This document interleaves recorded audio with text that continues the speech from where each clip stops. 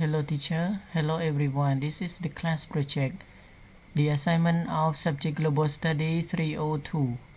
Introduction to ASEAN, and we are responsible for Asian country profile, which is about Vietnam country. Without further more delay, let's get started. And this is our content for today. Geography of Vietnam. Vietnam, officially the Socialist Republic of Vietnam, is a country in Southeast Asia located at the eastern edge of the Indo-Chinese Peninsula. Vietnam is divided into 58 provinces and 5 municipalities, covering 331,699 square kilometers, with a population of over 96 million inhabitants as of 2019, making it the most 16th populous country in the world.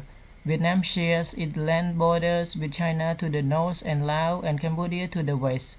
It shares its marine borders with Thailand through the Gulf of Thailand and the Philippines, Indonesia, and Malaysia through South China Sea. Its capital city is Hanoi, and its most populous city is Ho Chi Minh City. Politics.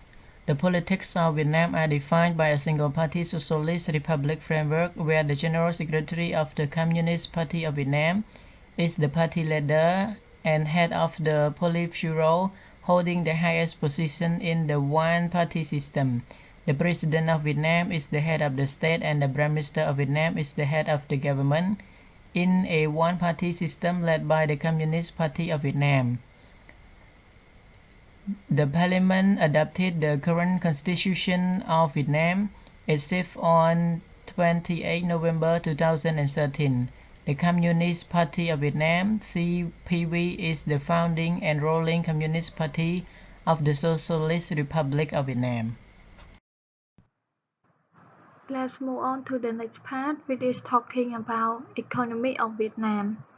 Vietnam is a socially oriented market economy, and for the GDP of the country is $369.494 billion, which is the 36th largest in the world as measured by nominal gross domestic product. Moreover, Vietnam is one of the top rice exporting countries in the world. The main destinations Vietnam economy are China, United States, Japan, South Korea, and Thailand. And for the export products are electronics, machinery, footwear, transportation, wooden, seafood, textile products, steel, crude oil, pepper, rice, and coffee. And in 2014, electronic and electronic parts, textile and garment, computer and computer parts are the three main export groups in Vietnam. The main import partners of this country are China, South Korea, Japan, and Thailand. And for the import goods are machinery and industrial equipment, electronics, petroleum products, raw material for the clothing and shoe industry, plastic, automobile, metal, and chemical products. Vietnam economy is based on like state-owned industry in terms of textile, food, furniture, plastic, and paper, as well as tourism and telecommunication. For this country, agriculture sector represents 14% of the GDP and employs 36% of the total workforce. For the industry sector, contribute 34.5% of GDP and employ 28% of the total workforce. And the service sector contribute 41.6% of GDP and employ 35% of the total workforce in 2020. That the main service include tourism and telecommunication. Moving on to the next part, which is culture. As mentioned in the worldometer, the total population of Vietnam is 98,006,357. For Vietnam demographic figures, the life expectancy is 75.77 years old, infant mortality rate is 15.4, death under 5 rate is 19.3. As for the official language that is used in Vietnam is Vietnamese. In Vietnam it's called Tiếng Việt, and along with other minority languages. As for the country religion, Buddhism, Confucianism, and Taoism have all played a role in shaping Vietnam's history, and in modern Vietnam, Catholicism is also practiced.